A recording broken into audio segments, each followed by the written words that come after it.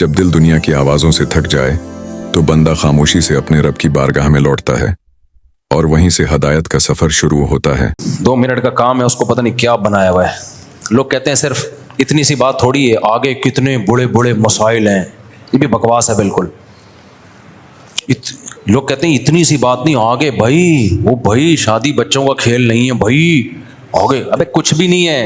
उधर रह रही थी, वहाँ भी खा पी रही थी, ट्रांसफ़र होकर किधर आ जाएगी? इधर आ जाएगी। अब अगर यहाँ कहत पड़ा हुआ है खुदा न ख्वास्ता, तो फिर तो बड़े मसले हैं कि कहत पड़ा हुआ था, हमें खाने को नहीं मिल रहा था, भूखे मर रहे थे, एक और आ गई। और अगर कहत नहीं पड़ा हुआ, बारिशें हो रही हैं, इतना मिल रहा है कि खा रहे हो, तो यार उधर से इधर आ गई, और फ़ायदा तुम्हें कितना हो रहा है? तो उसको बना लो, ओ भाई ऐसे करके ना फजूल बातें कर रहे होते हैं। ये दुनिया परस लोग जो है ना, जिनके पास दीन नहीं है, खुदा की कसम इनको दुनिया में अजाब मिलता है, आखिरत तो बाद में। इनकी दुनिया अजाब में होती है। हर चीज़ को बहुत बड़ा बनाते हैं ये। भाई पहले अब्बा के घर रह रही थी, तुम्हें पसंद थी, तभी तो शादी कबूल खुशी से की है ना। हाँ, तो खुशी से कबूल किया है। तो हम ये थोड़ी कह रहे हैं कोई भी किसी को भी कबूल, जो अच्छी लग रही है भाई, गर्लफ्रेंड नहीं बनाओ, फ़ोन पे गपशे नहीं मारो, अच्छी लग रही है पैगाम में जो कबूल हो जाए ठीक है, नहीं है तो कहीं और ट्राई मारो, कबूल हो जाए, वहाँ से रही थी इधर आ जाएगी। अब अगर तुम्हारे घर में कहत पड़ा हुआ है, मर रहे हो भूख से, तो भाई फिर मसला है कि पहले 4 आदमी भूखे मर रहे थे, 5वीं आ गई। अगर ऐसा नहीं है यार, तो 2 रोटी ज़्यादा पक जाएगी, क्या ख्याल है? वहाँ भी खा रही है, इधर भी खा लेगी, उधर अब्बा का भी तो खर्चा हो ही रहा था ना कुछ, तो तुम्हारा हो जाएगा। लोग कहते हैं ये थोड़ी, फिर बच्चे भी तो होंगे भाई, इस तरह ना लोगों का हिस्सा। और भाई ये नेचुरल प्रोसेस है, ये सिर्फ इंसानों के बच्चे नहीं होते, हर मखलूक के होते हैं। तो उनका लाइफ स्टाइल कहीं भी चेंज नहीं होता ज़रा सा भी। अब जैसे परिंदे हैं, घोंसला बनाते हैं, अंडे भी हो जाते हैं, बच्चे भी हो जाते हैं, तो उनकी कोई स्टाइल चेंज नहीं होता, लिविंग स्टैंडर्ड कोई बदलता नहीं है। पहले अपना खा रहे थे, अब जरा थोड़ी स्ट्रगल करके बच्चों का भी ले आते हैं, और जो खुदा पहले उनका पेट भर रहा था बच्चों को भी देना शुरू कर देता है। घोंसला बनाने का तरीका भी बता देता है उनको, भाई ऐसे बनाना है। तो इंसानों के साथ भी, इंसानों पे कमबख्ती क्यों आई हुई है? इसलिए कि इंसान अपनी खोपड़ी को ज़रूरत से ज़्यादा इस्तेमाल करता है और अल्लाह से आगे निकलने की कोशिश करता है, इसलिए बर्बाद होता है। तो अल्लाह से आगे मत निकलो मेरे भाई, फितरत से आगे मत निकलो। तो बच्चा पैदा होगा तो और खुशी की बात है, फिर भी टेंशन की बात नहीं है। चलो यार, घर में एक खिलौना मिल रहा है आपको। गोरे कुत्ते पालते हैं, बंदर पालते हैं, उनका भी तो खर्चा होता है कि नहीं होता? कुत्ता फ्री में पलता है क्या? बंदर फ्री में पलते हैं? जब वो उस पर खर्चा कर सकते हैं, तुम्हारी तो औलाद है भाई, बंदरों से अच्छी है, कुत्तों से अच्छी है ये औलाद। ये तुम्हें एंटरटेनमेंट का जरिया है, और अल्लाह पैदा करते ही माँ की छातियों में दूध पैदा कर देगा कि भाई तेरी टेंशन नहीं है, ये मेरी टेंशन है। अल्लाह कहेगा ये टेंशन किसकी है? ये मेरी है। तो जो जिसने इतना किया आगे भी कर लेगा वो। तो इसी सोच में हमारे 16 हो गए अल्हम्दुलिल्लाह, फिर भी हम खुश हैं। 4 बीवियाँ हो गई, 16 हो गए। आपके सामने अल्हम्दुलिल्लाह नजर आ रहा हूँ मैं। एक खातून ने तंज किया हुआ था, ये तो खुश हैं, आगे घर के हालात क्या है वो तो बता नहीं रही है।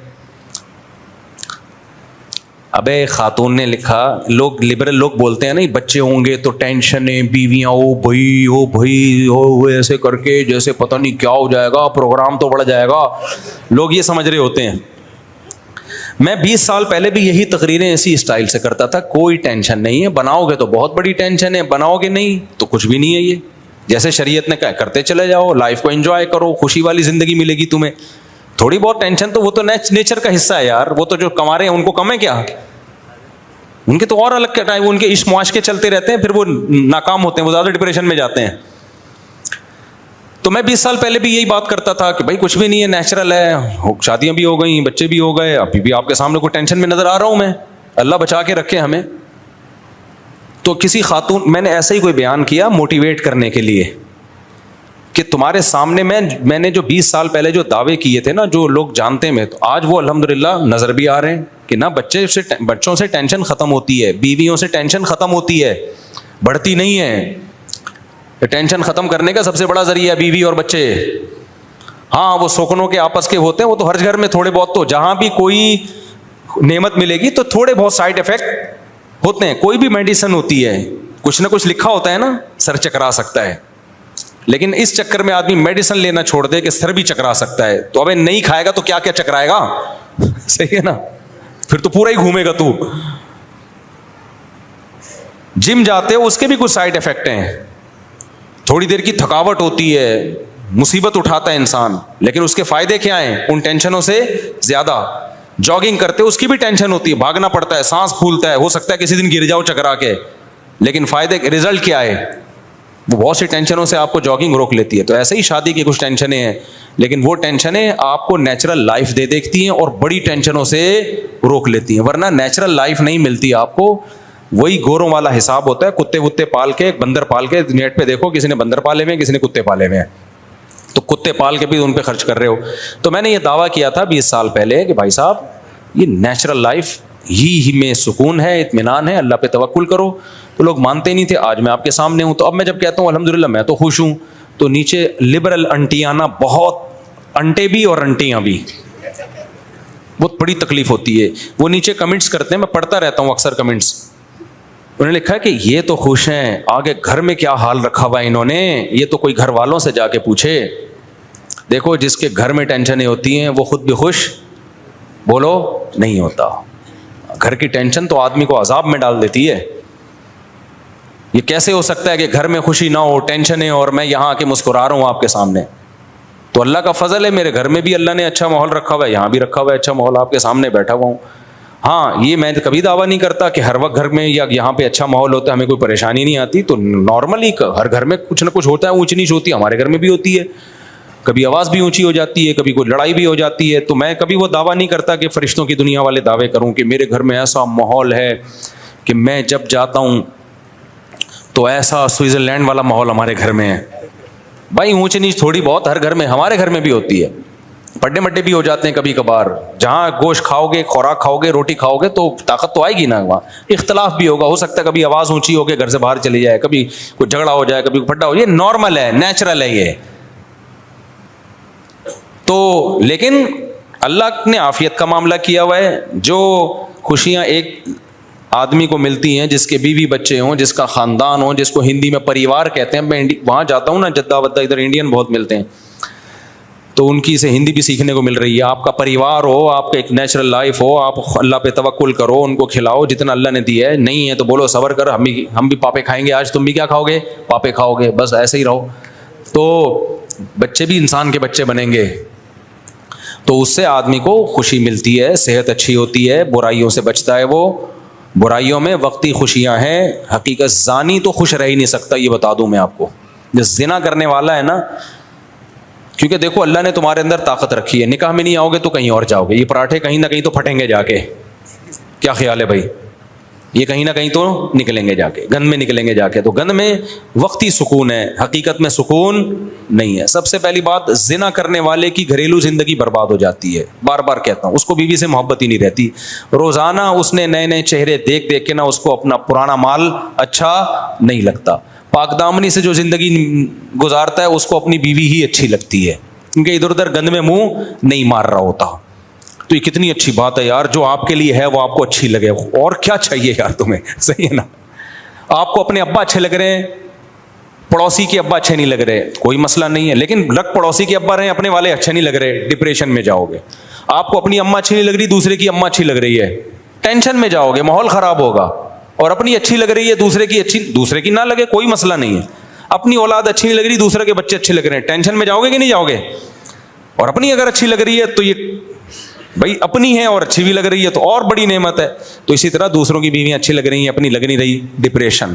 دوسروں کی تو دیکھ ہی نہیں رہے گا, اچھی لگنے نہ لگنے کا آپشن ہی ختم کر دیا, اپنی ہی کو دیکھ رہے ہو, وہی اچھی لگے گی, چونکہ دوسرا کوئی آپشن آپ کے پاس ہے نہیں. تو ٹینشن بڑھے گی یا ختم ہوگی, ختم ہوگی اس سے.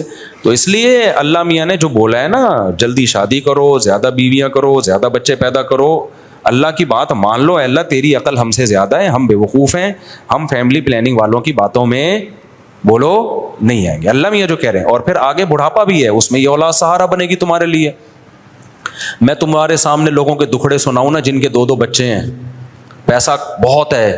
ابھی ایک واقعہ سامنے آیا, کیونکہ پرانا واقعہ سامنے تو پہلے آیا, لیکن پرانا ہے, اب سنانے میں وہ لوگ ہائی لائٹ نہیں ہوں گے جن کی بات ہو رہی ہے, ان کی غیبت نہیں ہوگی. ڈیفینس میں واقعہ ہوا, 1000 گز کا بنگلہ تھا صاحب کا, 2-3 بچے ان کے, ایک بیٹی 1-2 بیٹے ہوں گے. بہت پڑھایا, بہت لکھایا, ٹھیک ٹھاک پیسہ خرچ کیا, دین اور مذہب کو سکھانا نہیں ہے. بچے ابا سے سیکھ لیتے ہیں کہ پیسہ ہی سب کچھ ہوتا ہے, کیونکہ اب بچوں کو پتا ہے ابا نے نسل روکی ہے پیسہ بچانے کے لیے, اپنا خرچہ بچانے کے لیے. توکل اعتماد ابا نے نہ منہ سے کبھی نکلا اور نہ کبھی ابا نے سکھایا, تو اٹ مینس پیسہ ہی سب کچھ ہے. بچہ جیسی ہوش سنبھالتا ہے نا, وہ ابا سے کیا پیغام سیکھتا ہے کہ ابا مزید بہن بھائی نہیں آنے دے رہے, کیونکہ وہ چاہ رہے ہیں کہ اسٹینڈرڈ, لیونگ اسٹینڈرڈ بڑا ہائی فائی اسٹینڈرڈ ہونا چاہیے. توکل شوکل کچھ بھی نہیں ہوتا. بچوں کو مولویوں کے پاس بیٹھنے سے روکا, تبلیغ میں جانے سے روکا. او بھائی اصل چیز بیٹا کچھ بن جاؤ, انسان بن جاؤ. تبلیغی جماعت میں 40 دن لگا کے رہو گے, کیا بنو گے؟ نمازی بنو گے, اس سے کیا ہوتا ہے؟ انگریز جو چاند پہ پہنچا ہے نمازی بن کے پہنچا ہے یا تعلیم حاصل کر کے پہنچا ہے؟ بولو نا. انگریز چاند پہ پہنچا تو کیا تبلیغ میں چلا لگایا تھا اس نے جو چاند پہ پہنچا ہے؟ بیٹا وہ سائنٹسٹ بنا ہے, تو تم بھی سائنٹسٹ بنو, تم بھی انجینئر بنو. تم کہاں پہنچو گے؟ ہو سکتا ہے مریخ پہ پہنچو. تو وہ بچے ماشاءاللہ بہت کچھ پہنچتے, مریخ پہ تو نہیں لیکن امریکہ پہنچ گئے. وہ ایک پڑھ لکھ کے امریکہ چلا گیا, ایک جاپان چلا گیا, بیٹی چلی گئی پتہ نہیں کہیں یورپ میں چلی گئی. اب وہ صاحب کیا ہوا, جب ریٹائرمنٹ کی عمر آئی ہے, 60 سال کی عمر آئی ہے, اب وہ گھر میں بند ہو کے بیٹھ گئے. اب وہ بیچارے کہیں لائف کو انجوائے نہیں کر سکتے. اب تنہائی اور دیوار, جو 1000 گز کا مغلا ہے نا, اس کی دیواروں نے ان کو کھانا. یہ سچا واقعہ سنا رہا ہوں میں, سچے ہی سناتا ہوں, سچے کا لفظ بتا رہا ہوں تاکہ آپ کے ذہن میں اور تاکید کے ساتھ بیٹھ جائے. ایسا نہ ہو آپ بولیں اچھا اس سے پہلے جتنے سنا ہے وہ سارے جھوٹے تھے.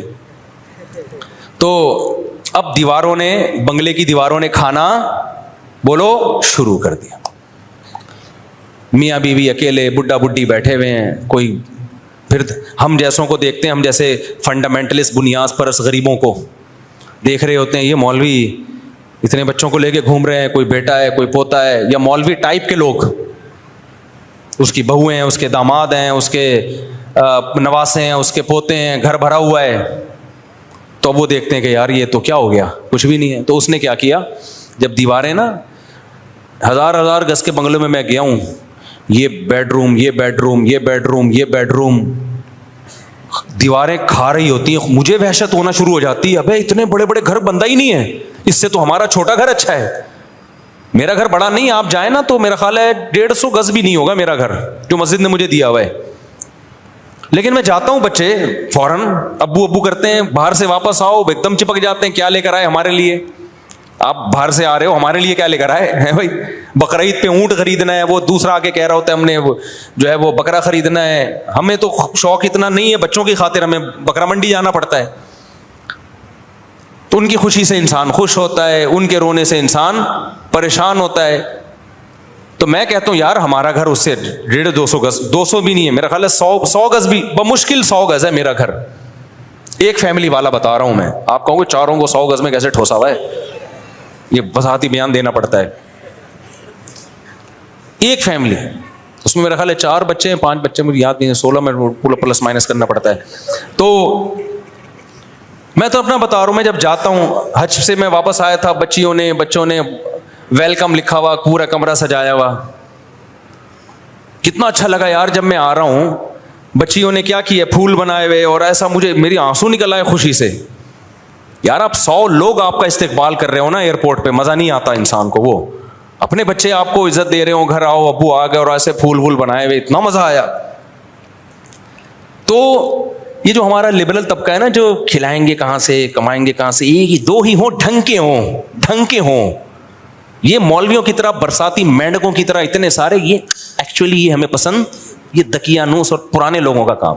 2 ہوں تمیز کے ہوں. وہ تمیز کے ہی تھے, وہ ڈیفینس میں جو ہوئے نا 3, وہ تمیز کے تھے. تمیز کی رپورٹ پیش کر رہا ہوں آپ کا. ہمارے بدتمیز ان کی رپورٹ بھی پیش کر دی جو تمیز کے نہیں ہے نا. جب اتنے سالے ہوں گے تو 16, خود سوچو یار, کوئی تمیز کے ہو سکتے ہیں؟ لبرل لوگ بولتے ہیں 16 تمیز کے ہو ہی نہیں سکتے. پھر دوسرے گھر ہے, اس میں بچے ہیں. اللہ, مجھے تو ڈر لگتا ہے نظر بس سے اللہ بچائے. میرا مقصد شو مارنا نہیں ہے, میرا مقصد تمہیں موٹیویٹ کرنا ہے کہ کیوں اپنی جانوں پہ ظلم کر رہے ہو نسل کو روک کے. مجھے تمہیں موٹیویٹ کرنے سے کیا مل رہا ہے, 5 روپے بھی نہیں مل رہے. میں تمہیں بتا رہا ہوں کہ جب فیملی پلاننگ والے اور یہودی اور یہ لبرل لوگ تمہیں غلط گمراہی کے راستے پہ لے کے جا رہے ہیں, تو میرا فرض بنتا ہے کہ میں تمہیں ہدایت کا اور قرآن و سنت کا راستہ بتاؤں. میں برباد مت کرو اپنی نسلوں کو, اپنے بڑھاپے کو بے رونق. بڑھاپا کیا, جوانی بھی بے رونق ہوتی ہے. تو دوسرے گھر میں جا رہے ہیں, وہ کہہ رہے ہیں ابو ہم لوگ کے گھر میں آ رہے ہیں. ابو کہاں آ رہے ہیں؟ ہم لوگ کے گھر میں آ رہے ہیں. ٹھیک ہے, ان کو اس پہ خوشی, ابو ہم لوگوں کے گھر میں آ رہے ہیں. وہ پکڑ لیتے ابو اب یہاں بیٹھو آپ, ایک ہی ہوگی, اب زیادہ شادیوں میں آتا. خیر, تو وہ کیا ہوا کہ جی دیواریں کھا رہی ہیں, جیسے میں تو دیکھتا ہوں 1000 گز کے بندہ ہی نہیں ہے یار اس میں, کیا فائدہ اتنا بڑا گھر بنانے کا یار, اس سے تو ہمارا چھوٹا گھر اللہ کا شکر ہے بہت اچھا ہے. تو اب کیا ہوا کہ جی میں وہ بزرگ نے جو ہے نا جب 60 سال کے ہو گئے اور دیواروں نے ان کو کھانا شروع کیا, تو کتے کا آپشن ابھی ہمارے ہاں اتنا, کتے کا کلچر اتنا پھیلا نہیں ہے. انگریز تو وہ اولاد کو فون کر کے بلاتا ہی نہیں ہے کہ میری تنہائی دور کرو, وہ ڈائریکٹ بازار سے کوئی اچھا سا کتا خرید کے لے آتا ہے, یا پہلے سے پالا ہوا ہوگا اس. وہ چونکہ مسلمان تھے, انہوں نے کہا جب میرے پاس 3 بچے ہیں تو میں کتا کیوں پالوں, میں کتا کیوں پالوں. تو انہوں نے اپنے بچوں کو فون کیا, بیٹا میں اب تنہائی کے ٹائم گزار رہا ہوں, میں چاہتا ہوں تم لوگ پاکستان سیٹل ہو جاؤ, میرے بیٹے بیٹیاں بہویں داماد, تم بیٹے ہو تو شاید تمہاری شادیاں ہوں گی, بچے ہیں تمہارے, تم لوگ بہوؤں کے ساتھ ادھر آ جاؤ, یار مجھ سے نہیں رہا جا رہا. بیٹوں نے کہا ابا پاکستان کے حالات دیکھیں, کائنڈلی آپ ایسا مت کریں, اصل کیا ہے ترقی اکنامکلی انسان کو کیا ہونا, آپ نے تو اپنی جوانی گزار لی, ہم اب آپ کے پاس آ جائیں اور اپنا فیوچر ہم کیا کر دیں, تباہ کر دیں. آپ کہہ سکتے ہیں ان کو چاہیے تھا ابا کو وہاں بلا لیتے, ابا نہیں جانا چاہتے, جس نے جہاں زندگی گزاری ہو بڑھاپے میں تو وہ وہیں اسی جگہ سے محبت کرتا ہے نا, بہت مشکل ہوتا ہے, یہ تو جوانوں کے کام ہے. انہوں نے کہا میں نہیں جا سکتا یہاں سے. ان کو پتا تھا وہاں جاؤں گا میرا پتہ نہیں بچے پوچھیں گے بھی کہ نہیں پوچھیں گے, یہاں تو کم از کم اپنا گھر تو ہے. بیٹی کو بھی بلایا, بیٹے کو بھی کوشش کی, کوئی بھی نہیں آیا. یہ جو واقعہ سنا ہے چوکیدار نے سنایا ہے. چوکیدار نے دیکھا یار یہ بوڑھا آدمی, وہ بیچارہ گاؤں دیہات کا آدمی, اس نے کہا یار ہم نمک حرامی نہیں کرتے, میں نے 10 سال اس کی چوکیداری کی ہے, وہ غریب آدمی تھا لیکن غیرت مند تھا, تو میرا فرض بنتا ہے میں اس بوڑھے کی کیا کروں, خدمت, اس کی میں نے ملازمت کی ہے, کہتے ہیں اس کا نمک کھایا ہے. اس نے اس بوڑھے کی خدمت کی, ایک انسانیت کے ناطے اس کے ساتھ بیٹھ جاتا کہ یار میرا سیٹ ہے, بہرحال کوئی لالچ نہیں تھی اس کی نظر میں, بیٹھ کے گپ شپ لگا لیتا, کوئی خدمت کر لیتا, کہیں ہسپتال لے جانا ہے, یہ کرنا ہے, وہ کرنا ہے. تو اس ڈیفینس کے اس سیٹ کو خیال آیا کہ یار میری اولاد سے تو یہ چوکیدار بولو زیادہ اچھا ہے. اس نے غیرت والا کام کیا. وہ اس چوکیدار جس کی میرا خیال ہے 30,000 بمشکل تنخواہ ہوگی, پورا 1000 گز کا بنگلہ, ساری پراپرٹیاں مکمل اس کے نام کر کے ہینڈ اوور کر دی کہ ان بے غیرتوں کو جن کو میں بلا رہا ہوں کہ میری تنہائی دور کرنے کے لیے یہاں آ جاؤ, ان کو میرا بڑھاپے پہ مجھ پہ ترس, یہ نہیں دیکھ رہے کہ آج ہم اپنے پاؤں پہ کھڑے ہیں تو کس کی وجہ سے کھڑے ہیں, باپ کی وجہ سے کھڑے ہیں, اس سے تو یہ چوکیدار اچھا ہے. تو کہہ رہے اس نے, اس چوکیدار نے خدمت کی, پوری کروڑوں کی جائیداد کس کو دے دی, دے کے ہینڈ اوور بھی کر دی, تیری ہے یہ. ابا کی بالآخر ڈیتھ ہو گئی, آ گئے تینوں ماشاء اللہ, بہت نیک تھے, چاند پہ قدم رکھنے کی پلاننگ تھی ان کی, تو چاند پہ پھر غربت میں تو نہیں جاتا نا آدمی, فوراً آ گئے اور آتے ہی کہا کہ بھئی یہ بنگلہ تھا ابا کا فلاں. چوکیدار نے کہا آپ کا کچھ بھی نہیں ہے, کیس ویس ہوا, سارے ڈاکومنٹ اس کے نام تھے. آج وہ چوکیدار لائف کو کیا کر رہا ہے, انجوائے. ایسا ہی کرنا چاہیے ان کمبختوں کے ساتھ. مجھے بڑی خوشی ہوئی, سمجھتے ہو کہ نہیں سمجھتے, لیکن میں آپ کو کہہ رہا ہوں کہ پہلے عبرت حاصل کر لو. کیا خیال ہے؟ میں نہیں کہہ رہا اپنے بچوں کو پڑھائیں نہیں, بھائی نسل مت روکو, اللہ پہ توکل کرو, کھلائے گا. ہمارے بچے بھی تو پڑھ رہے ہیں نا, سارے بچے پڑھ رہے ہیں الحمدللہ, حفظ بھی کر لیا اور اسکول بھی جا رہے ہیں. جب اسکول کے پیسے نہیں تھے تو نہیں بھیج رہا تھا, میں نے کہا گھر میں ٹیوشن پڑھیں گے. جب پیسے اسکول کا کچھ انتظام ہو گیا, میں نے کہا چلو اب چلے جائیں گے. اور میٹرک کے بعد ارادہ ہے کسی کو جامعۃ الرشید میں داخل, جو وسائل ہوں گے تو کر لیں گے, نہیں ہوں گے تو کوئی بات نہیں. بھائی نہیں آ رہی میرا خیال ہے بات سمجھ میں, تو ہم کیوں, اللہ کا جو حکم ہے ہم اس کو فالو کریں گے, تو ٹینشن لینے کا ہے ہی نہیں ہے. جب نہیں اللہ میاں کہہ رہے ٹینشن لینے کا نہیں ہے, تو پھر کس لینے کا کیوں ہے پھر ٹینشن. ٹینشن جو اللہ کی طرف سے آئے وہ لیا کرو بھائی. اب اللہ کی طرف سے, اللہ ہم سب کو آزمائشوں سے بچائے. بعض جیسے مولانا طارق صاحب کا بیٹا بیچارہ جوانی میں چلا گیا, اب یہ ٹینشن کس کی طرف سے ہے, اللہ کی طرف سے. اس میں وہ بیچارے غمزدہ ہو گئے, پھر بھی زبان سے وہ ناشکری کی بات نہیں کر رہے. یہ اس طرح کی ٹینشنیں ہر ایک کو آتی ہیں, لیکن یہ تھوڑی جو دیندار ہوتے ہیں وہ جلدی اس ٹینشن سے نکل آتے ہیں. اللہ پہ سوچ کے, توکل کر کے, صبر کر کے. بے دین آدمی اس میں مر جاتا ہے. تو ایک تو حادثات کی یا اس طرح کی وہ تو سب کے ساتھ ہو سکتی ہیں, اللہ ہم سب کو بچا کے رکھے, لیکن زیادہ تر ٹینشنیں ہم نے اپنے اوپر خود مسلط کی ہوئی ہے. تو اللہ پہ توکل کرو, اللہ پہ اعتماد کرو, شادیاں بھی دبا کے کرو, بچے بھی اسپیڈ سے پیدا کرو. ہاں پھر ان کی تربیت کی فکر بھی کرو, خالی ایکسیلیٹر پہ پاؤں مت رکھو. تربیت کا مطلب یہ ہے کہ ان کے برے ماحول میں نہ بیٹھنے دو. یہ جو چور ڈاکو نکلتے ہیں نا بچے, یہ وہ نہیں ہوتے جو 2-10 بچے تھے تو سنبھل نہیں رہے تھے. یہ وہ بچے ہوتے ہیں کہ 2 ہوتے ہیں تو بھی سنبھالنے کی فکر ہی نہیں ہوتی, تو چرسیوں میں بیٹھ رہے ہیں, ڈاکوؤں میں گھوم رہے ہیں, تو پھر تو ایک بچہ بھی ہوگا وہ بھی بگڑے گا. تو زیادہ ہوں گے تو آپس میں کھیلنے دو ان کو, ادھر ادھر تعلق نہ رکھنے دو, اس نظر رکھو. تو اللہ سے امید ہے انشاءاللہ اچھے نکلیں گے. پھر بھی نہ نکلیں تو بھائی نوح علیہ السلام اپنے بیٹے کو نہیں ٹھیک کر سکے, تو ہم اور آپ کہاں سے کر سکتے ہیں؟ کچھ چیزیں اللہ کی طرف سے ہوتی ہیں, وہ ہمارے اختیار میں نہیں ہوتی. تو اس لیے اللہ پہ جو توکل کرے گا خوش رہے گا, جو توکل نہیں کرے گا تو وہ برباد ہو جائے گا اور تنہائی کاٹے گی اس کو. مفتی صاحب وہ کوئی لوگ کون سے لوگ ہیں قیامت کا زلزلہ میں قیامت کی ہلنا کیوں؟ لمبا سا جواب ہے پھر بتاؤں گا. مفتی صاحب اس سوال کا جواب برائے مہربانی پورا دیں تاکہ آخرت کی تیاری کر سکوں. اللہ قیامت میں اہل ایمان سے کیا سوالات کریں گے؟ بھائی ہر سوال ہوگا.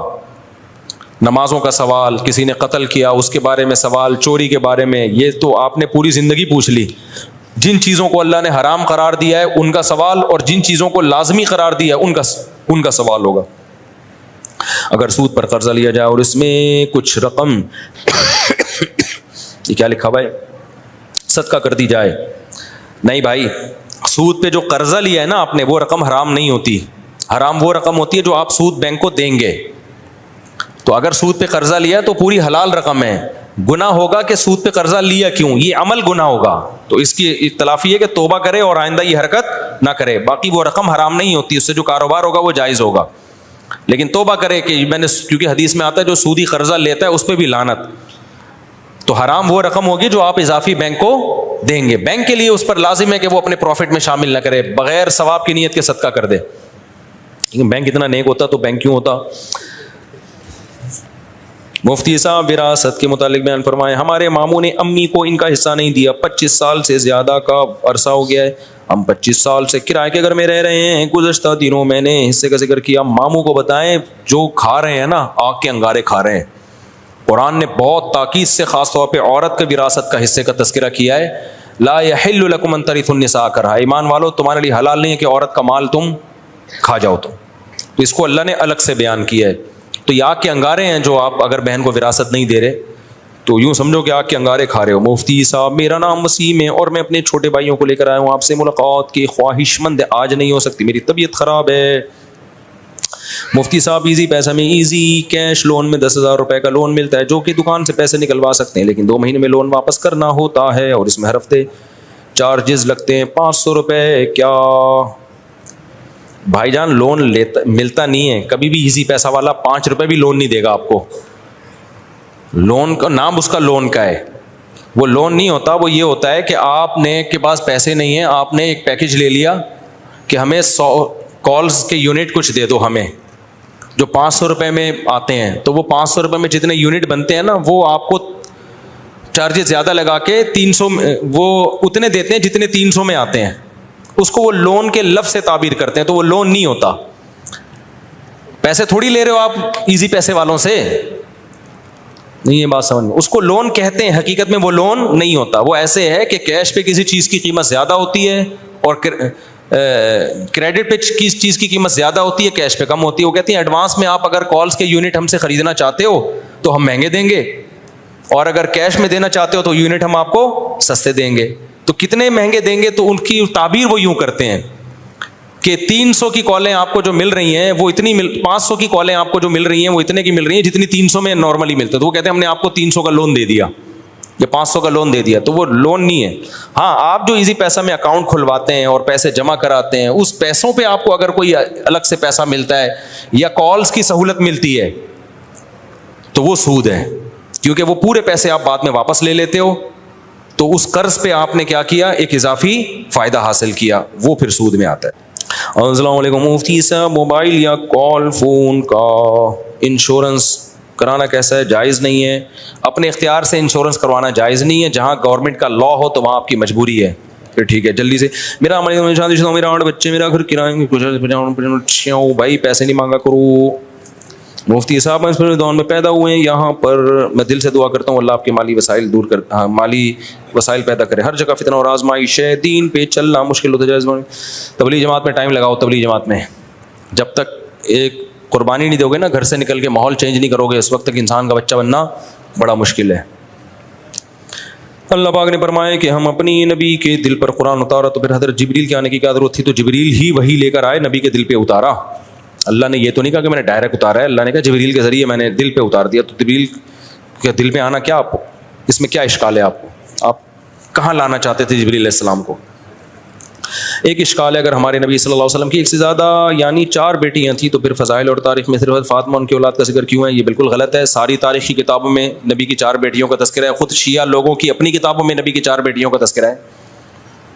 ویسے بھی قرآن کے الفاظ دیکھو, یا ایھا النبی قل لازواجک و بناتک, سورہ حجاب میں اے نبی اپنی بیویوں سے بھی کہتے ہیں اور اپنی بیٹیوں سے بھی کہتے ہیں. تو اگر ایک بیٹی ہوتی تو اللہ بیٹیوں کا لفظ استعمال کرتا, اور پیچھے ازواجکا کے لفظ میں بتایا کہ جیسے بیویوں سے نبی کی بیویاں مراد ہے تو بیٹیوں سے بھی نبی کی بیٹیاں. اب کوئی کہہ سکتا ہے امت کی بیٹیاں مراد ہیں, تو امت کی بیٹیوں کا آگے الگ سے تذکرہ کیا اللہ نے, قل لازواجک و بناتک و نساء المؤمنین, اور مسلمان عورتوں سے بھی کہتے ہیں. تو اتنی واضح آیت کے بعد بھی کوئی کہے کہ نبی کی ایک بیٹی ہے, تو یہ تو قرآن کی آیت کا منکر ہو گیا سیدھا سیدھا.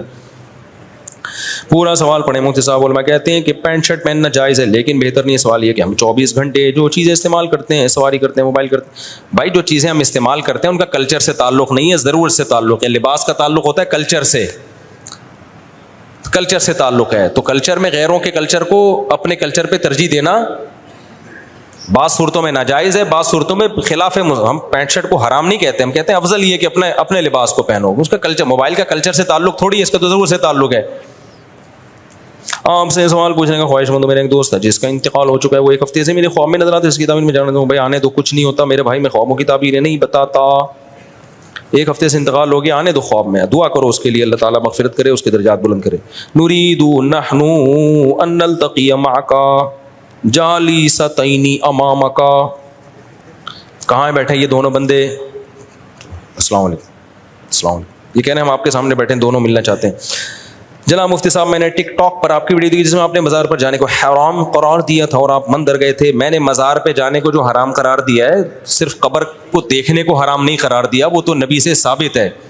نبی اپنی والدہ کی قبر پہ گئے ہیں, اللہ نے آپ کو اجازت دی, اور ہم سید الانبیاء کی قبر پہ جاتے ہیں. اگر قبروں پہ جانا ہی حرام ہو جائے تو وہ یہ تو اس کے تو قرآن و سنت میں کوئی دلیل نہیں ہے, تو صحابہ تابعین سے ثابت ہے. میں نے مزار پہ اس طرح جانا جس طرح بدعتی لوگ جاتے ہیں, وہاں جا کے قوالیاں کرتے ہیں, سردے کرتے ہیں, طواف کرتے ہیں, بدعتیں کرتے ہیں. اس طرح سے مزاروں کی زیارت حرام ہے, مطلق زیارت کو حرام نہیں قرار دیا. میرے خلاف آج کل بہت سے لوگ کلپ بنا رہے ہیں کہ دیکھو فلاں کی قبر پہ کھڑا ہو کے دعا مانگ رہا ہے, ایک طرف کہتے ہیں مزار پہ جانا حرام ہے. تو ہم نے کب کہا کہ یہ والا جانا حرام ہے؟ دوسرا, مندر میں عبادت کے لیے جانا حرام ہے, وزٹ کے لیے کہ ہو کیا رہا ہے, وہ تو کہیں بھی آدمی جا سکتا ہے. نہیں ہے بات سمجھ میں؟ کسی ضرورت سے تو جا سکتا ہے نا. سینما گھر میں کیا ہوا, آپ کا بچہ تلاش کرنے گیا سینما گھر میں, ضرورت ہے نا. اب کوئی کہہ رہا ہے مفتی صاحب نے فتویٰ دیا سینما گھر میں جانا حرام ہے. او بھائی فلم دیکھنے کے لیے جانا حرام ہے, کوئی ضرورت ہو تو جانا کیا ہے. آپ کا بچہ گم گیا وہاں پہ, دیکھنے کوئی فلم تو نہیں دیکھ رہا, وہاں تو فرض ہے جانا. تو ایسے ہی مندر پہ جانا کسی اچھے میسج کے لیے, اچھے مقصد کے لیے. وہ اچھا مقصد یہ تھا انڈیا والوں کو پیغام دینا تھا کہ دیکھو تمہارے مندر یہاں پہ محفوظ ہیں. مندر میں پنڈت جی سے انٹرویو لیا ہم نے کہ بھائی آپ کو کوئی عبادت سے روکتا ہے؟ انہوں نے کہا نہیں روکتا. کتنا اچھا میسج گیا. بہت سے ہندوؤں کے کمنٹس آئے کہ ہمیں تو پتہ ہی نہیں تھا کہ پاکستان میں مندر بھی ہیں. تو اس میسج دینے کے لیے تاکہ وہاں مسلمانوں پہ ظلم نہ ہو, وہاں بھی مسجدوں کی حفاظت ہو, اس میسج کو دینے کے لیے جانا تو فرض ہے, میں سمجھتا ہوں. ہاں وہاں جا کے میں نے کسی بت کے سامنے جھکاؤں, عبادت کی ہو, تو پھر آپ بتاؤ. تو ایسے ہی قبر پہ میت کے لیے دعا کرنا یہ جائز کیا ہے؟ تو سنت عمل ہے.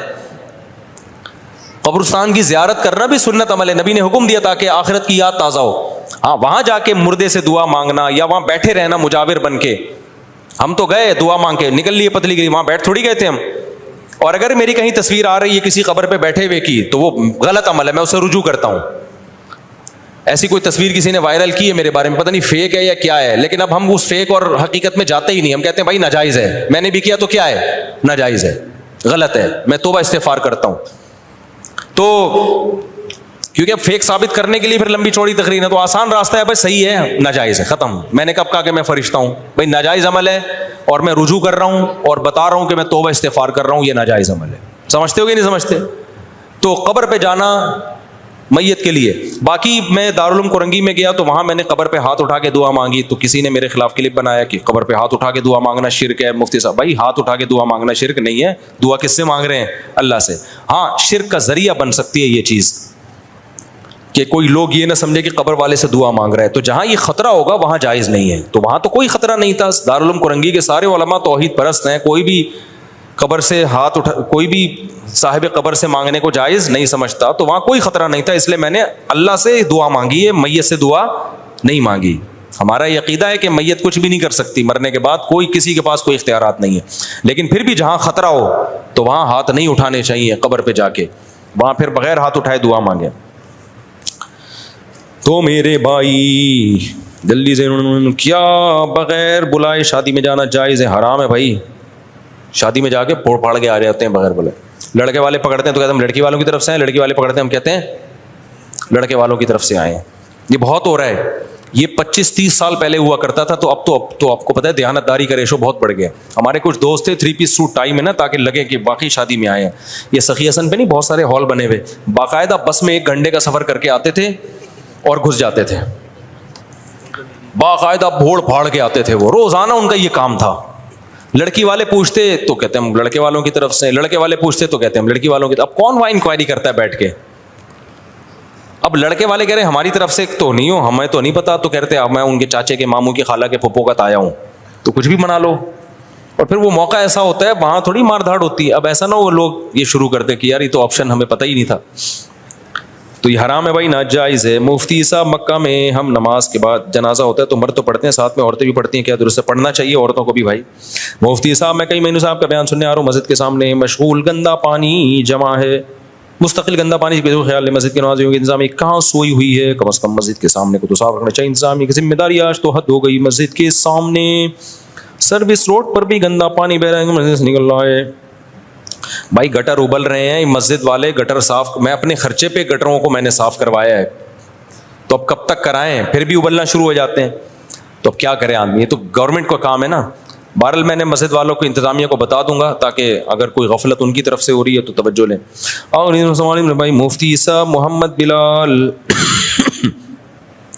پتہ نہیں کیا لکھا ہے بھائی، جن کو نیو کراچی گودرا کالونی میں 4 دن پہلے ٹارگٹ کلنگ کا نشانہ بنایا گیا، ان کو 2 گولیاں لگی ہیں. کل سے الحمدللہ وہ ہوش میں آ گئے ہیں، لیکن ڈاکٹرز نے کہا ہے ان کو بہت زیادہ دعاؤں کی ضرورت ہے. دل سے دعا ہے بھائی اللہ تعالیٰ شفا عطا فرمائے. مسجد میں جا کر دعا، کیا لکھا ہے؟ سجدے میں جا کر دعا مانگنا جائز عمل ہے، لیکن عربی میں مانگیں جو حدیث قرآن و سنت میں دعائیں. جائز کیا سنت ہے. مفتی صاحب کیا حساب کتاب مسلمانوں سے ہی ہوگا، غیر مسلموں سے بھی ہوگا؟ غیر مسلم تو کافر ہے کیا؟ مجھے ہوگا، سب سے ہوگا. غیر مسلموں سے بھی اللہ اپنی نعمتیں بتا کے پوچھے گا کہ تم توحید پر ایمان کیوں نہیں لے کر آئے، پھر عقیدہ توحید کو اختیار کر کے تم نے نمازوں کو قائم کیوں نہیں کیا. سارے سوال غیر مسلم سے بھی ہوں گے. فرمائیے. جی بس ختم ہو گئی پرچیاں، اب آپ سوال پوچھ ہو گئے نا ساری.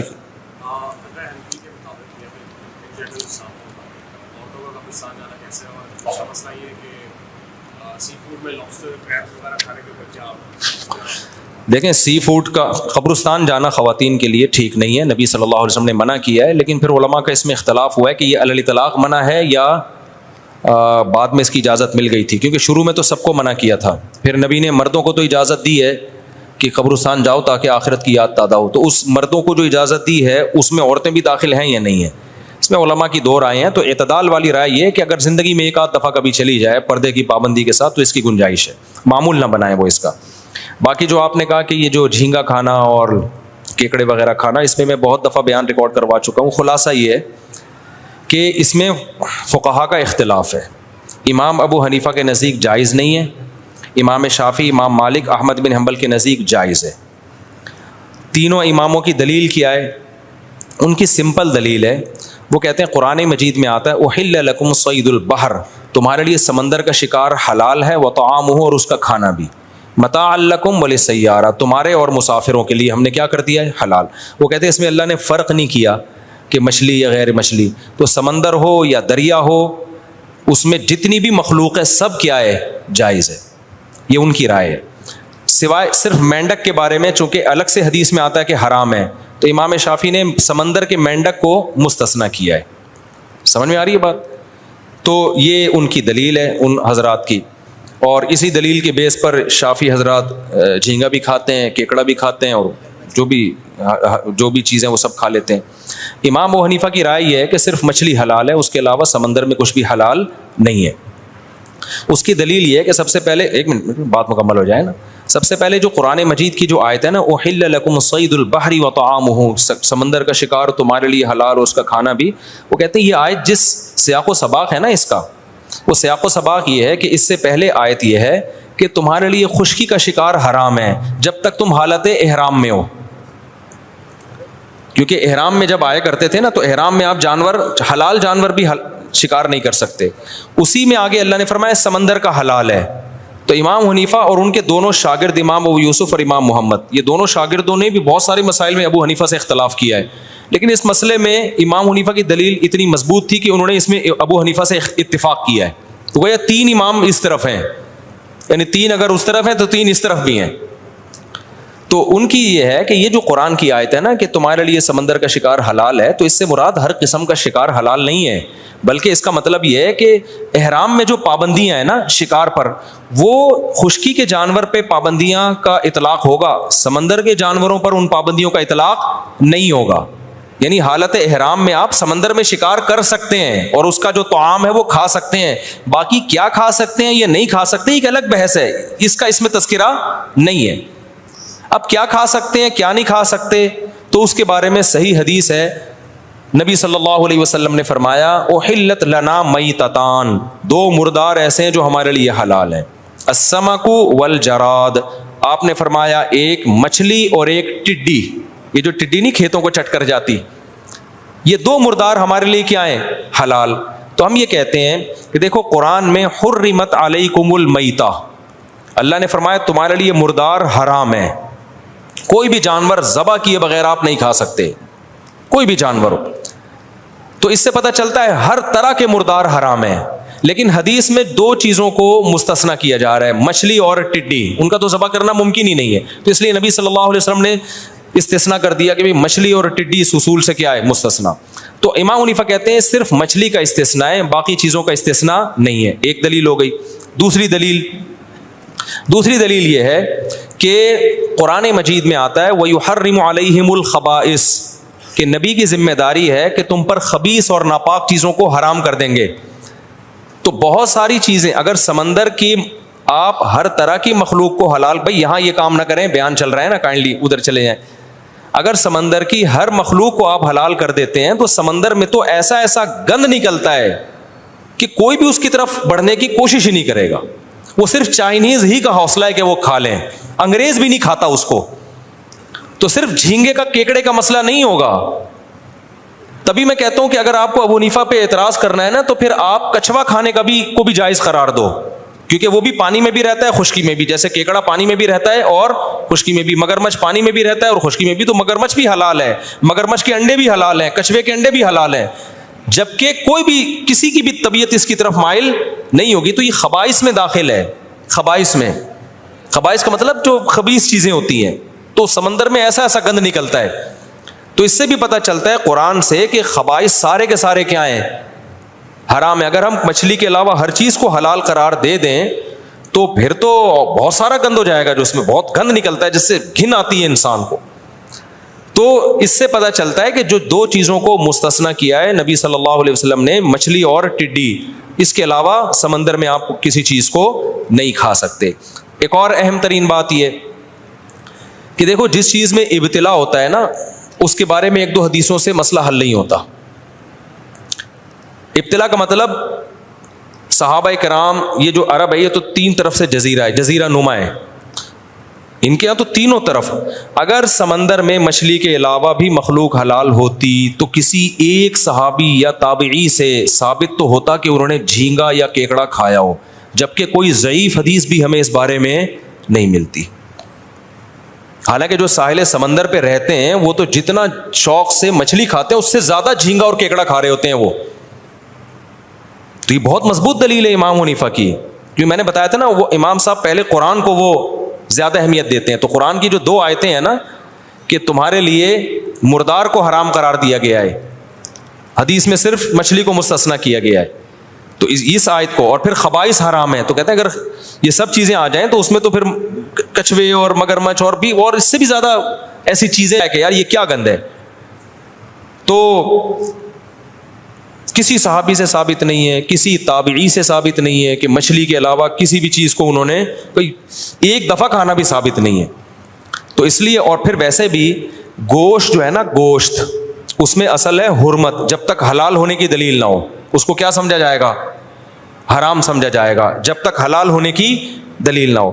تو سمندر کی دیگر جتنی مخلوق ہے اگر دلائل اس میں ٹکرا رہے ہیں کہ پتہ نہیں حلال ہے حرام ہے, تو جب تک حلال ہونے کی واضح دلیل نہیں ہوگی شریعت کے اصول کے مطابق اس کو حرام ہی سمجھا جائے گا. کیونکہ گوشت میں شریعت نے احتیاط کا حکم دیا. اس کی مثال ایسے ہے کہ جیسے آپ نے کسی جانور کو اللہ کا نام لے کے شکار کیا, گولی لگی اور ادھر سے کسی کتے نے بھی آگے مار دیا اس کو.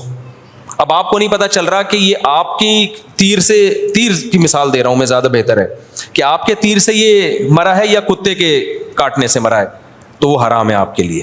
کیونکہ اس میں کیا پیدا ہو گیا؟ شک پیدا ہو گیا. جب تک یقین نہ ہو اس کو حرام سمجھا جائے گا. اب اسلامی ملکوں میں چونکہ سب مسلمان ہی ہیں تو وہاں تو شک کرنے کی ضرورت نہیں ہے.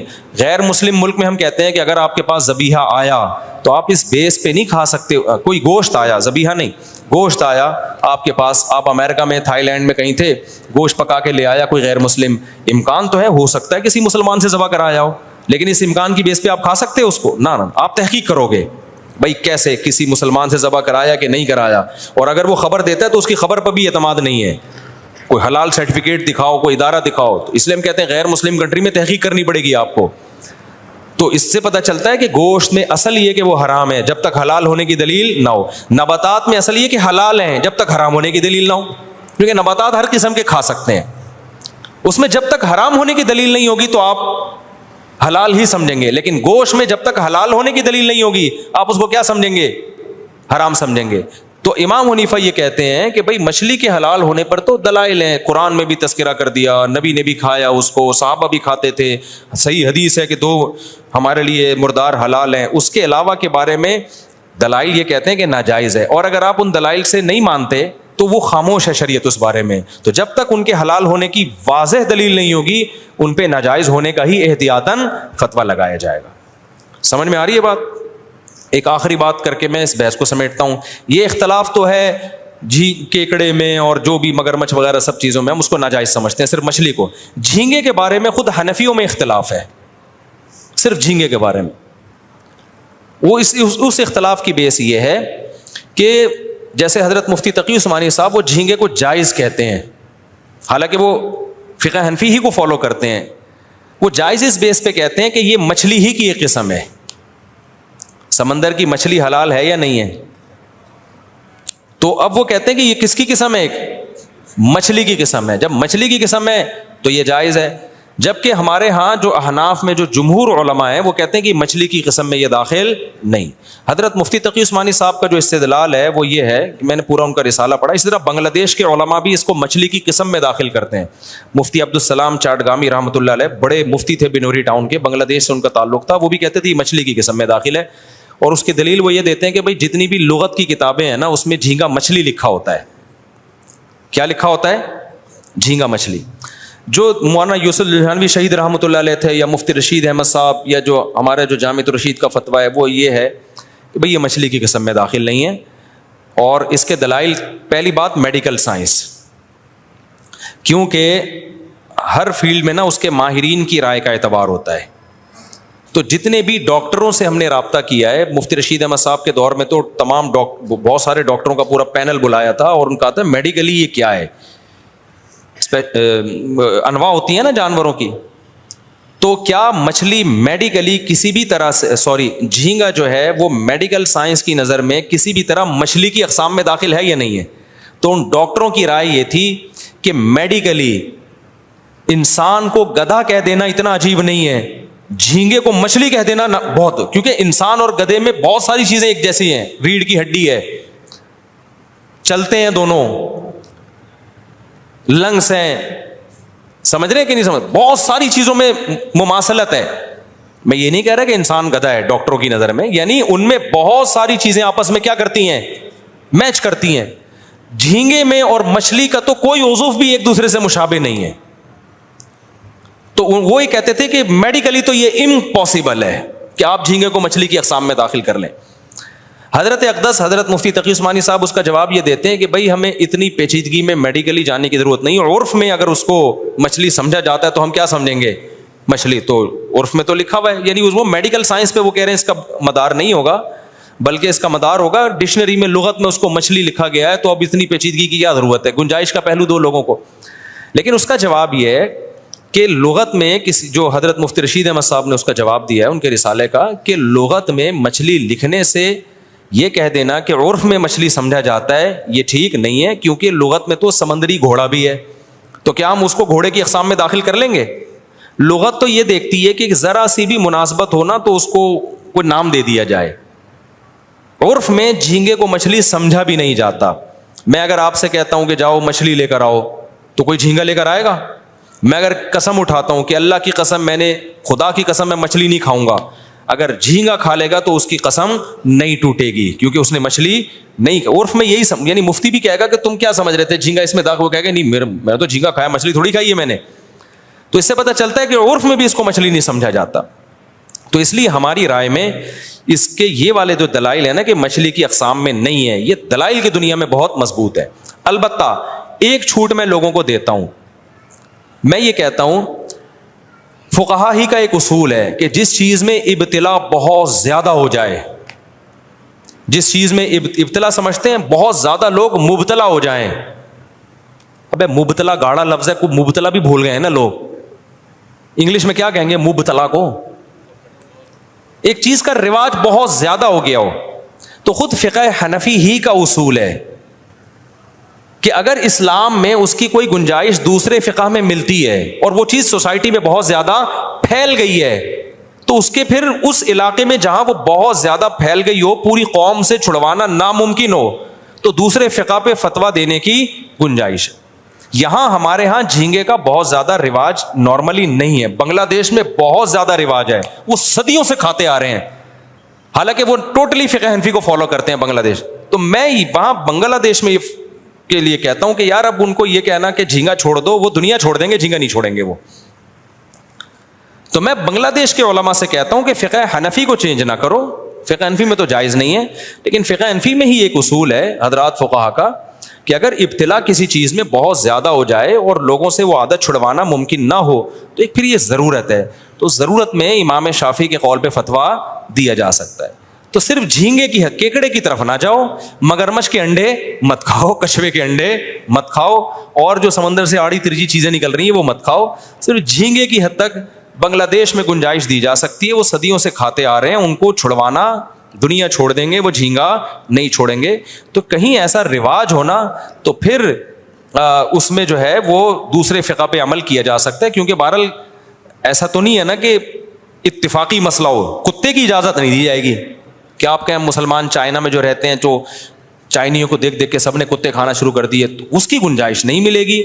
وجہ اس کی ہے کہ کتا سب کے نزدیک کیا ہے, حرام ہے. لیکن جہاں علماء مجتہدین ہی کا اختلاف آ جائے, ائمہ اربعہ ہی کا اختلاف آ جائے, چاروں اماموں کا اختلاف آ جائے, چونکہ ان اماموں کو بھی ہم بڑی ویلیو دیتے ہیں, تو ہم یہ کہتے ہیں کہ اگر کسی علاقے میں بہت زیادہ رواج پڑ گیا ہے تو اس کو چھوڑنا ممکن نہیں ہے, تو بھائی اس اختلاف کا فائدہ ایسی جگہ پہ اٹھایا جا سکتا ہے. اس کی ایک مثال دے دوں کہ اگر کسی عورت کا شوہر مارکیٹ سے شارٹ ہو گیا, گم ہو گیا, پتہ ہی نہیں کہ سالوں نے اٹھایا ہے یا پولیس نے اٹھایا ہے یا کہاں ہے, یا 1 سال ہو گیا, 2 سال ہو گیا, 3 سال ہو گئے, 4 سال ہو گئے, تو فقہ حنفی, فقہ شافعی, فقہ حنبلی, تینوں فقہ میں جب تک اس کی موت کا 100% یقین نہیں ہو جاتا, عورت کہیں اور شادی بولو نہیں کر سکتی. کسی کے نکاح میں جب تک یقین نہیں ہوگا, ہم کیسے, اور یقین ہوتا ہے 100 سال کے بعد جا کے, 99 سال کے بعد جا کے, تو 99 سال میں رہ گیا وہ خود ہی ہو سکتا ہے مر جائے.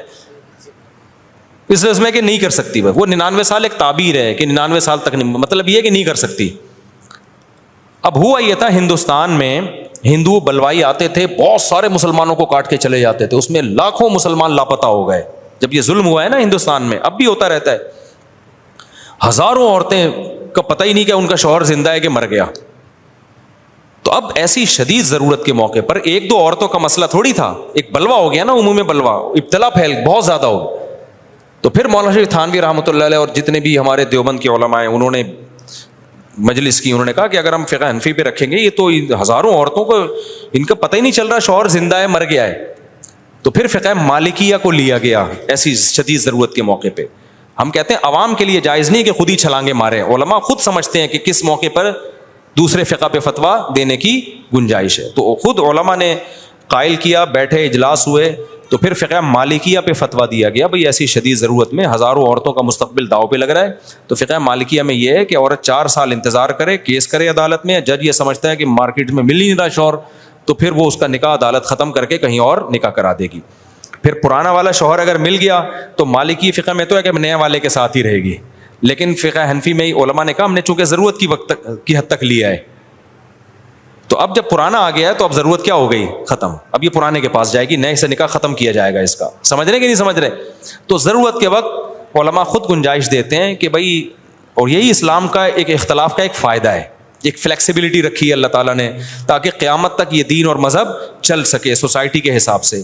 تو خود سے یہ کام نہ کیا کریں پینترے بدلنے والا, لیکن علماء خود گنجائش دے دیتے ہیں جہاں ابتلا ہو, جہاں عادت چھڑوانا پاسبل ہی نہیں رہا, تو گنجائش دے دیتے ہیں کہ بھائی کیکڑے کے بارے میں تو نہیں دیتے گنجائش, اسی طرح یہ مگرمچھ کے انڈے منڈے نہیں کھائیں آپ, ٹھیک ہے نا. لیکن جھینگے کے بارے میں خود حنفی علماء گنجائش دے دیتے ہیں کہ اگر کہیں ابتلا بہت زیادہ ہے تو بھائی اس پہ زیادہ شدت مت کرو, کھانے دو اس کو. امام شافعی کے قول کو لینے دو اس کو. میرا معمول یہ ہے کہ میں نہیں کھاتا جھینگا, کیونکہ مجھے کیا ضرورت ہے بھائی, جیسیوں کم چیزیں, مچھلی کی 100 اقسام ہیں, وہ پہلے کھا کے فارغ ہو جائیں تو جھینگے کے بارے میں سوچیں گے. لیکن اگر کوئی میرے سامنے بیٹھ کے کھا رہا ہو تو میں اس کو کچھ کہتا بھی نہیں ہوں, کیونکہ بہرحال علماء حنفیہ میں یہ اختلاف ہے, تو آپ کیوں اپنی رائے دوسرے پہ تھوپ رہے ہو. تو بہت سے لوگ ڈھٹائی کے ساتھ مجھے منہ چڑھا کے جھینگے کھا رہے ہوتے ہیں میرے سامنے, تو میں اپنی رائے تھوپتا نہیں ہوں, تو کہتا ہوں کھانے دو, اب اختلاف ہے اس میں کیا کریں, کھا رہے تو کھانے دو. ایسا نہ ہو کہ اب آپ کھانا چھوڑیں تو جا کے ہر ایک کو ٹارچر کرنا شروع کر دیں. تو اختلافی چیز ہے تو اس کو ہلکا پھلکا ہی رہنے دیں, احتیاط خود کریں آپ. اتنی ساری چیزیں ہیں. امام صاحب کا موقف جو ہے دلیل کے لحاظ سے بہت مضبوط موقف ہے, بہت مضبوط موقف ہے. کسی صحابی نے نہیں کھایا, کسی تابعی نے نہیں کھایا, بھائی مچھلی کھائی ہے تو مچھلی کھاؤ آپ. تو خلاصہ یہ نکلا کہ اگر کوئی میرے سامنے بیٹھ کے کتا کھائے گا وہ میں نہیں کھانے دوں گا, میں کہ تیری رائے تو ادھر بیٹھ کے کھا. جھینگا کھائے گا تو چونکہ اختلافی مسئلہ ہے اس کو میں کھانے دوں گا, مجھے کھلانے کی کوشش کرے گا تو میں نہیں کھاؤں گا. کیونکہ میرا خیال یہ ہے کہ اگر انسان اسی طرح رخصتوں پر ادھر ادھر کلابازیاں کھاتا رہے نا تو برکت ختم ہو جاتی ہے, پھر اس میں پھر وہ سری ناجائز کی طرف بھی جانا شروع کر دیتا ہے. اپنے بارے میں میرا یہ موقف ہے کہ بھائی جس ہاں کوئی چیز ساری چیزیں ہی کھانے کو ختم ہو جائیں, پھر کتے سے بہتر ہے آدمی کیا کھا لے کہیں کھانا نہ مل رہا ہو, پھر یار اختلاف سے فائدہ اٹھاؤ, بھوکا تو نہیں رہنا نا, پھر اختلاف. لیکن ایسا ابھی ہے نہیں, سب کچھ کھانے کو مل رہا تو میں جھینگے کی طرف ڈائریکٹ کیوں جاؤں, احتیاط پر عمل کروں. کسی صحابی نے نہیں کھایا, کسی تابعی نے نہیں کھایا, تو میں احتیاط پر عمل کرتا ہوں. کتا کھائے گا میرے سامنے تو میں اس کو کتوں کو کھلا دوں گا پھر میں. تو یہ ہے اس بارے میں پوری رپورٹ میں نے پیش کی ہے. باقی جو لوگ اس میں ابو حنیفہ پہ طنز کرتے ہیں نا کہ ابے حنفیوں کے پاس کوئی دلیل نہیں ہے, کوئی دلیل نہیں ہے, سمندر کی سب چیزیں جائز ہیں, تو ان کو بس ایک جو طنز کر رہا ہے, جو طنز نہیں کر رہا تو اختلافی مسئلہ ہے بھائی. جو بعض لوگ طنز کرتے ہیں تو ان کو بولا کرو پھر مگرمچھ کے انڈے کھانے کا بھی فتویٰ دے, تو پھر تو کچھوے کے انڈے کے جائز ہونے کا بھی فتویٰ دے, تاکہ وہی انڈے لوگ اٹھا کے تیرے سر پہ ماریں. تو پھر اتنی بات نہیں, پھر پوری بات کرو آپ. تو یہ ہے اس مسئلے کی تھوڑی سی میں نے آپ کے سامنے ڈیٹیل پہ. اچھا, جھینگے کا بزنس جائز ہے, کاروبار جائز ہے. وجہ اس کی یہ کہ بالاتفاق حرام نہیں ہے. جو چیزیں چاروں اماموں کے نزدیک بالاتفاقی طور پہ حرام نہیں ہوتی نا, تو اس میں کیونکہ اب امام شافعی کے فقہ کو جو لوگ فالو کرتے ہیں وہ تو امام شافعی کی رائے پر اعتماد کرتے ہیں. تو چونکہ عالم اسلام میں ایسے لوگ موجود ہیں جو اس کو جائز سمجھتے ہیں, تو بزنس اسی چیز کا حرام ہوگا جو بالاجماع حرام ہو. سمجھ رہے کہ نہیں سمجھ رہے؟ تو یہ بھی ایک چھوٹ ہے کہ بہت سے لوگ سی فوڈ کا بزنس کرتے ہیں، تو جھینگے کا بزنس کر سکتے ہیں، کیکڑے کا بزنس وہ کر سکتے ہیں، چھپکلیوں کا بزنس نہیں کر سکتے آپ، سمجھ رہے ہو، کتوں کا بزنس نہیں کر سکتے آپ، لیکن جھینگے کا بزنس کیونکہ بالاتفاق حرام نہیں ہے، تو اس سے پتہ چلتا ہے کہ جو چاروں اماموں کو فالو کرتے ہیں نا ان کی رائےوں میں کتنے اعتدال ہوتے ہیں، کہ ہر چیز کو اس کا درجہ دیتے ہیں. لیکن جو ان چاروں اماموں کو فالو نہیں کرتے نا، آپ جب ان سے مسئلہ پوچھیں تو آپ اکثریت ایسی نظر آئے گی متشدد، اپنی رائے تھوپنا اور اس پہ اڑ جانا. تو میں نے دیکھے کلپ جو ہمارے خلاف لوگ کہتے ہیں ابو حنیفہ نے جھینگے کو وہ کر دیا اور کیکڑے کو ناجائز، کوئی دلیل نہیں ان کے پاس، قرآن تو کہتا ہے سمندر کی مخلوق حالا، قرآن جو کہتا ہے اس کا سیاق و سباق تو دیکھو بھائی. تو رائے تھوپتے بھی ہیں، پھر چیلنج بازیاں بھی کرتے ہیں، پھر چیلنج کا جب جواب دو تو مارکیٹ سے شارٹ ہو جاتے ہیں. تو یہ مارکیٹ میں چل رہا ہے. تو اس لیے اعتدال کی راہ وہی ہے جو میں نے آپ کے سامنے بیان کی. میں نہیں کھاتا، میں بھی فقہ حنفی کو فالو کرتا ہوں، کیونکہ فقہ حنفی کی میں مشکلات کو اگر لے رہا ہوں تو آسانیاں بھی تو لے رہا ہوں نا. اب یہ بات ہے کہ آسانیاں ادھر سے مشکلات میں ادھر ٹن ماروں، اور جب فقہ شافعی میں کوئی مشکل آئے تو حنفی کی طرف آ جاؤں، تو اللہ کو میں قیامت میں کیا جواب دوں گا؟ اللہ کو میں کیا جواب دوں؟ میرے جسم سے خون نکلا تو میں کہوں یار میں نے جو ہے نا امام شافعی کی رائے ہے کہ جی وہ خون نکلنے سے وضو نہیں ٹوٹتا، تو ایسے ہی چلو. جھینگے میں بھی امام شافعی کی رائے کو فالو کر رہا ہوں. اللہ کہے گا امام شافعی تو کہتے ہیں کہ جب نکاح میں فاسق گواہوں تو نکاح ہوتا ہی نہیں ہے، تو نے ٹیسٹ کروایا تھا جب تیری شادی میں جو گواہ بن رہے تھے وہ سارے نیک پرہیزگار تھے؟ تو میں کہوں ابو حنیفہ کی رائے میں تو ہو گیا. تو اللہ میاں کہے گا ادھر کبھی تو ادھر جا رہا ہے، کبھی کیا کر رہا ہے، تو خواہشات کا غلام ہے تو. پھر میں جب صدقہ فطر دے رہا ہوں پیسوں میں تو اللہ میاں کہے گا امام شافعی کہتے ہیں پیسوں میں تھوڑی دیا، تو بڑے آرام سے پیسے رکھ کے رہا، رسید کٹا دی. امام شافعی کی رائے ہے کہ حدیث میں گندم ہے تو گندم ہی دینا پڑے گا. اب میں کہا کون گندم کی بوری کون اٹھا کے لائے گھر سے، پیسے پکڑاؤ رسید کٹاؤ. تو اللہ میاں کیا کہے گا، بھائی تو نہ تیرا مقصد شریعت فالو کرنا نہیں ہے، تیرا مقصد کیا ہے؟ خواہشات. اسی وجہ سے ہم کہتے ہیں بھائی ایک فقہ کو فالو کرو اور دوسرے کو ٹھیک سمجھو. یہ ہے.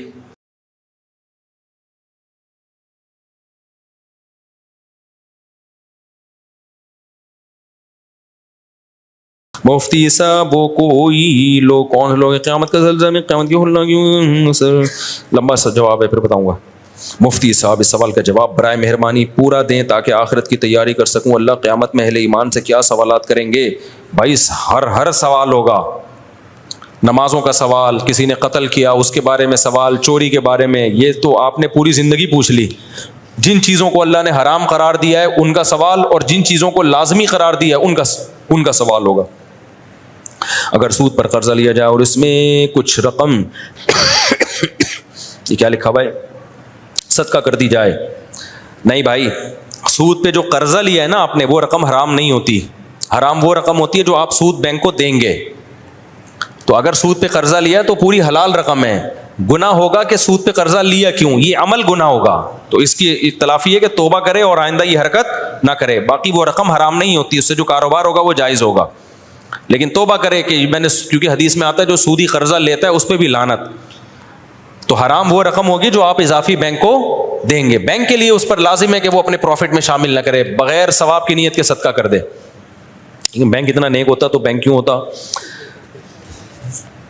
مفتی صاحب وراثت کے متعلق بیان فرمائیں. ہمارے ماموں نے امی کو ان کا حصہ نہیں دیا، 25 سال سے زیادہ کا عرصہ ہو گیا ہے. ہم 25 سال سے کرائے کے گھر میں رہ رہے ہیں. گزشتہ دنوں میں نے حصے کا ذکر کیا. ماموں کو بتائیں جو کھا رہے ہیں نا آگ کے انگارے کھا رہے ہیں. قرآن نے بہت تاکید سے خاص طور پہ عورت کے وراثت کا حصے کا تذکرہ کیا ہے. لا یحل لکم ان ترثوا النساء کرہا. ایمان والو تمہارے لیے حلال نہیں ہے کہ عورت کا مال تم کھا جاؤ. تو اس کو اللہ نے الگ سے بیان کیا ہے. تو یہ آگ کے انگارے ہیں جو آپ اگر بہن کو وراثت نہیں دے رہے تو یوں سمجھو کہ آگ کے انگارے کھا رہے ہو. مفتی صاحب میرا نام وسیم ہے اور میں اپنے چھوٹے بھائیوں کو لے کر آیا ہوں. آپ سے ملاقات کی خواہش مند آج نہیں ہو سکتی، میری طبیعت خراب ہے. مفتی صاحب ایزی پیسہ میں ایزی کیش لون میں 10,000 روپے کا لون ملتا ہے جو کہ دکان سے پیسے نکلوا سکتے ہیں، لیکن 2 مہینے میں لون واپس کرنا ہوتا ہے اور اس میں ہر ہفتے چارجز لگتے ہیں 500 روپے. کیا بھائی جان لون ملتا نہیں ہے کبھی بھی. ایزی پیسہ والا 5 روپے بھی لون نہیں دے گا آپ کو. لون کا نام اس کا لون کا ہے، وہ لون نہیں ہوتا. وہ یہ ہوتا ہے کہ آپ نے کے پاس پیسے نہیں ہیں، آپ نے ایک پیکج لے لیا کہ ہمیں 100 کالز کے یونٹ کچھ دے دو ہمیں، جو 500 روپے میں آتے ہیں. تو وہ 500 روپے میں جتنے یونٹ بنتے ہیں نا وہ آپ کو چارجز زیادہ لگا کے 300 وہ اتنے دیتے ہیں جتنے 300 میں آتے ہیں. اس کو وہ لون کے لفظ سے تعبیر کرتے ہیں, تو وہ لون نہیں ہوتا. پیسے تھوڑی لے رہے ہو آپ ایزی پیسے والوں سے, نہیں یہ بات سمجھ میں. اس کو لون کہتے ہیں, حقیقت میں وہ لون نہیں ہوتا. وہ ایسے ہے کہ کیش پہ کسی چیز کی قیمت زیادہ ہوتی ہے اور کریڈٹ پہ کس چیز کی قیمت زیادہ ہوتی ہے, کیش پہ کم ہوتی ہے. وہ کہتے ہیں ایڈوانس میں آپ اگر کالز کے یونٹ ہم سے خریدنا چاہتے ہو تو ہم مہنگے دیں گے, اور اگر کیش میں دینا چاہتے ہو تو یونٹ ہم آپ کو سستے دیں گے. تو کتنے مہنگے دیں گے, تو ان کی تعبیر وہ یوں کرتے ہیں کہ 300 کی کالیں آپ کو جو مل رہی ہیں وہ اتنی 500 کی کالیں آپ کو جو مل رہی ہیں وہ اتنے کی مل رہی ہیں جتنی 300 میں نارملی ملتے. تو وہ کہتے ہیں ہم نے آپ کو 300 کا لون دے دیا یا 500 کا لون دے دیا. تو وہ لون نہیں ہے. ہاں آپ جو ایزی پیسہ میں اکاؤنٹ کھلواتے ہیں اور پیسے جمع کراتے ہیں, اس پیسوں پہ آپ کو اگر کوئی الگ سے پیسہ ملتا ہے یا کالز کی سہولت ملتی ہے تو وہ سود ہے, کیونکہ وہ پورے پیسے آپ بعد میں واپس لے لیتے ہو. تو اس قرض پہ آپ نے کیا کیا, ایک اضافی فائدہ حاصل کیا, وہ پھر سود میں آتا ہے. السلام علیکم مفتی صاحب, موبائل یا کال فون کا انشورنس کرانا کیسا ہے؟ جائز نہیں ہے. اپنے اختیار سے انشورنس کروانا جائز نہیں ہے. جہاں گورنمنٹ کا لا ہو تو وہاں آپ کی مجبوری ہے. پھر ٹھیک ہے جلدی سے, میرا شادی شدہ, میرا 8 بچے, میرا گھر کرائیں گے, بھائی پیسے نہیں مانگا کرو. مفتی صاحب میں اس دور میں پیدا ہوئے ہیں, یہاں پر میں دل سے دعا کرتا ہوں اللہ آپ کے مالی وسائل دور کر, مالی وسائل پیدا کرے. ہر جگہ فتنہ اور آزمائش ہے, دین پہ چلنا مشکل ہوتا ہے. تبلیغ جماعت میں ٹائم لگاؤ. تبلیغ جماعت میں جب تک ایک قربانی نہیں دو گے نا, گھر سے نکل کے ماحول چینج نہیں کرو گے, اس وقت تک انسان کا بچہ بننا بڑا مشکل ہے. اللہ پاک نے فرمایا کہ ہم اپنی نبی کے دل پر قرآن اتارا تو پھر حضرت جبریل کے آنے کی کیا ضرورت تھی؟ تو جبریل ہی وہی لے کر آئے, نبی کے دل پہ اتارا. اللہ نے یہ تو نہیں کہا کہ میں نے ڈائریکٹ اتارا ہے, اللہ نے کہا جبریل کے ذریعے میں نے دل پہ اتار دیا. تو جبریل کے دل پہ آنا کیا آپ کو, اس میں کیا اشکال ہے آپ کو؟ آپ کہاں لانا چاہتے تھے جبریل علیہ السلام کو؟ ایک اشکال ہے, اگر ہمارے نبی صلی اللہ علیہ وسلم کی ایک سے زیادہ یعنی 4 بیٹیاں تھیں تو پھر فضائل اور تاریخ میں صرف فاطمہ ان کی اولاد کا ذکر کیوں ہے؟ یہ بالکل غلط ہے. ساری تاریخی کتابوں میں نبی کی 4 بیٹیوں کا تذکرہ ہے. خود شیعہ لوگوں کی اپنی کتابوں میں نبی کی 4 بیٹیوں کا تذکرہ ہے. ویسے بھی قرآن کے الفاظ دیکھو, یا ایھا النبی قل لازواجک و بناتک, سورہ حجاب میں اے نبی اپنی بیویوں سے بھی کہتے ہیں اور اپنی بیٹیوں سے بھی کہتے ہیں. تو اگر ایک بیٹی ہوتی تو اللہ بیٹیوں کا لفظ استعمال کرتا, اور پیچھے ازواجکا کے لفظ میں بتایا کہ جیسے بیویوں سے نبی کی بیویاں مراد ہے تو بیٹیوں سے بھی نبی کی بیٹیاں. اب کوئی کہہ سکتا ہے امت کی بیٹیاں مراد ہیں, تو امت کی بیٹیوں کا آگے الگ سے تذکرہ کیا اللہ نے, قل لازواجک و بناتک و نساء المؤمنین, اور مسلمان عورتوں سے بھی کہہ دیں. تو اتنی واضح آیت کے بعد بھی کوئی کہے کہ نبی کی ایک بیٹی ہے, تو یہ تو قرآن کی آیت کا منکر ہو گیا سیدھا سیدھا. پورا سوال پڑھیں. مفتی صاحب علماء کہتے ہیں کہ پینٹ شرٹ پہننا جائز ہے, لیکن بہتر نہیں. سوال یہ کہ ہم 24 گھنٹے جو چیزیں استعمال کرتے ہیں, سواری کرتے ہیں, موبائل کرتے ہیں, بھائی جو چیزیں ہم استعمال کرتے ہیں ان کا کلچر سے تعلق نہیں ہے, ضرورت سے تعلق ہے. لباس کا تعلق ہوتا ہے کلچر سے, کلچر سے تعلق ہے. تو کلچر میں غیروں کے کلچر کو اپنے کلچر پہ ترجیح دینا بعض صورتوں میں ناجائز ہے, بعض صورتوں میں خلاف ہے. ہم پینٹ شرٹ کو حرام نہیں کہتے, ہم کہتے ہیں افضل یہ کہ اپنے لباس کو پہنو. اس کا کلچر, موبائل کا کلچر سے تعلق تھوڑی ہے, اس کا تو ضرور سے تعلق ہے. آپ سے سوال پوچھنے کا خواہش مند, میرا ایک دوست ہے جس کا انتقال ہو چکا ہے, وہ ایک ہفتے سے میرے خواب میں نظر آتا ہے, اس کی تعبیر میں جاننا دوں. بھائی آنے دو, کچھ نہیں ہوتا میرے بھائی, میں خوابوں کی تعبیریں نہیں بتاتا. ایک ہفتے سے انتقال ہو گیا, آنے دو خواب میں, دعا کرو اس کے لیے, اللہ تعالیٰ مغفرت کرے, اس کے درجات بلند کرے. نريد نحن ان نلتقي معك جالستين امامك. کہاں بیٹھے یہ دونوں بندے؟ السلام علیکم. السلام علیکم. یہ کہہ رہے ہیں ہم آپ کے سامنے بیٹھے ہیں, دونوں ملنا چاہتے ہیں. جناب مفتی صاحب, میں نے ٹک ٹاک پر آپ کی ویڈیو دیکھی جس میں آپ نے مزار پر جانے کو حرام قرار دیا تھا اور آپ مندر گئے تھے. میں نے مزار پہ جانے کو جو حرام قرار دیا ہے, صرف قبر کو دیکھنے کو حرام نہیں قرار دیا, وہ تو نبی سے ثابت ہے.